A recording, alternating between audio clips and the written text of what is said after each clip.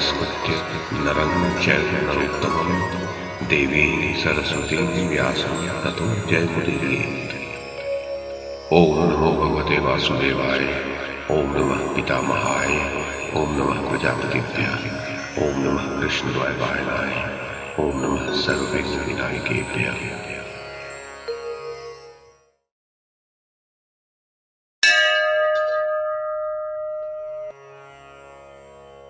धृतराष्ट्र ने कहा, संजय, भीमसेन आदि जो नरेश युद्ध में लौटकर आए थे वे तो देवताओं की सेना को भी पीड़ित कर सकते हैं। निश्चय ही मनुष्य दैव से प्रेरित होता है। सबके पृथक पृथक संपूर्ण मनोरथ दैव पर ही अविलंबित दिखाई देते हैं। जो राजा युधिष्ठिर दीर्घ काल तक जटा और मृगचर्म धारण करके वन में रहे और कुछ काल तक लोगों से अज्ञात रहकर भी विचरे हैं, वे ही आज रणभूमि में विशाल सेना जुटाकर चढ़ आए हैं।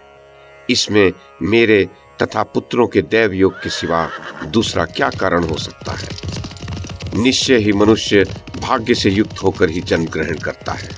भाग्य उसे उस अवस्था में भी खींच ले जाता है जिसमें वह स्वयं नहीं जाना चाहता। हमने द्यूत के संकट में डालकर युधिष्ठिर को भारी क्लेश पहुंचाया था, परंतु उन्होंने भाग्य से पुनः बहुत ऐसे सहायकों को प्राप्त कर लिया है। सूत संजय, आज से बहुत पहले की बात है। मूर्ख दुर्योधन ने मुझसे कहा था कि पिताजी, इस समय केके, काशी, कोसल तथा चेदी देश के लोग मेरी सहायता के लिए आ गए हैं। दूसरे वंगवासियों ने भी मेरा ही आश्रय लिया है। तात, इस भूमंडल का बहुत बड़ा भाग मेरे साथ है, अर्जुन के साथ नहीं है। संजय, उसी विशाल सेना समूह के मध्य सुरक्षित हुए द्रोणाचार्य को युद्ध स्थल में धृष्टद्युम्न ने मार डाला। इसमें भाग्य के सिवा दूसरा क्या कारण हो सकता है।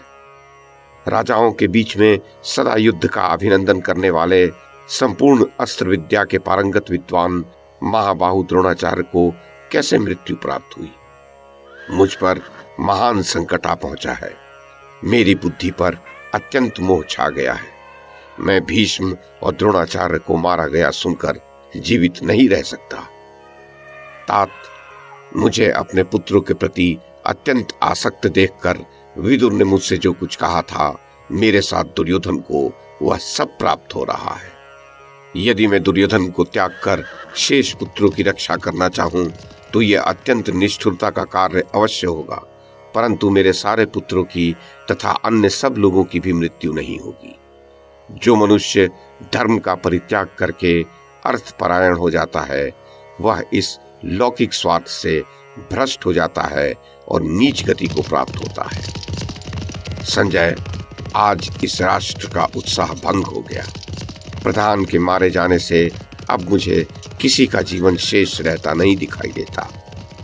हम लोग सदा जिन सर्वसमर्थ पुरुष सिंहों का आश्रय लेकर जीवन धारण करते थे, उन धुरंधर वीरों के इस लोक से चले जाने पर अब हमारी सेना का कोई भी सैनिक कैसे जीवित बच सकता है। संजय, वह युद्ध किस प्रकार हुआ था, सब स्पष्ट रूप से मुझे बताओ। कौन कौन वीर युद्ध करते थे, कौन किसको परास्त करते थे और कौन कौन से क्षुद्र सैनिक भय के कारण युद्ध भूमि से भाग गए थे। धनंजय के विषय में भी मुझे बताओ। रथियों में श्रेष्ठ अर्जुन ने क्या क्या किया था। मुझे उनसे तथा शत्रु स्वरूप भीमसेन से अधिक भय लगता है। संजय, पांडव सैनिकों के पुनः युद्ध भूमि में लौट आने पर मेरी शेष सेना के साथ जिस प्रकार उनका अत्यंत भयंकर संग्राम हुआ था, वो कहो। तात, पांडव सैनिकों के लौटने पर तुम लोगों के मन की कैसी दशा हुई। मेरे पुत्रों की सेना में जो शूरवीर थे, उनमें से किन लोगों ने शत्रु पक्ष के किन वीरों को रोका था।